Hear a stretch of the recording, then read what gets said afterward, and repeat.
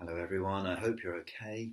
Welcome to my home. It's Sunday evening, by my count the 14th since lockdown began. Thank you for your company. Here is the voice of someone writing from an earlier time of having her movement restricted. It was shown that the whole of life is grounded and rooted in love, and that without love we cannot live. This is Mother Julian, the 14th century woman who received a series of spiritual revelations and whose voice and experience reaches out to me so clearly now. Rooted in place, literally walled up, Julian ponders what she's been shown and offers her wisdom to others. As we struggle with lockdown and the easing of lockdown, I've been hanging on to her wisdom. I think I've previously quoted her famous line about all manner of things being well. So today I'd just like to point us towards another of her famous passages in which she says this. And he showed me more, a little thing, the size of a hazelnut on the palm of my hand, round like a ball. I looked at it thoughtfully and wondered, what is this? And the answer came, it is all that is made.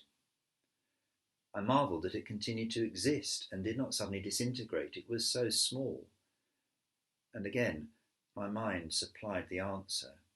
It exists both now and forever because God loves it. In short, everything owes its existence to God. This is part of chapter 5 of the Revelations. Julian teaches us so many things throughout her crisis, both method or behaviour as it were, and content. Method. She teaches us to look thoughtfully, such a great phrase, to wonder, to wait, then to receive, to marvel, and to be willing to repeat the whole process again and again. We need to give ourselves time in which to move to action. The life of the Christian disciple is not a once-only event, but an unfolding, sometimes convoluted story. Then content. In this little thing I saw three truths. The first is that God made it. The second is that God loves it. The third is that God sustains it. All that is made, loved and sustained by God, however small, however large, and God's purpose, God's desire, to use my words, is to draw all things together, ultimately, in love. In the UK at least, I think there's the sense that the COVID-19 pandemic might be moving into a new phase. There's pressure and desire to restart things. There's a lot of anxiety, a lot of confusion, not a small amount of sharply expressed opinion, some real hope, all set within awareness of some other vital things such as Black Lives Matter and the climate change crisis. Quite a lot of people to whom I've spoken this last week describe themselves as feeling as though they're struggling through sleep. Is this a dream? What will come next?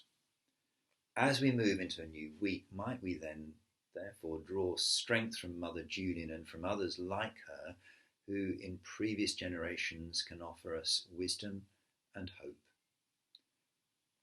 What image has sustained you during lockdown and speaks to you now?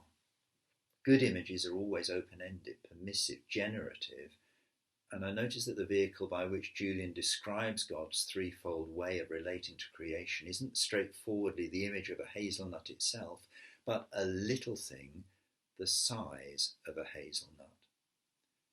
What little thing or large thing, like a hazelnut, like a hand-worn stone, like a clematis flower, like an outstretched hand, speaks to you of God today? I would love it if you were to contact me and let me know. God reaches out to all of us in the way that's right for all of us. He knows our need because he made us, loves us, and sustains us. May God bless you this week.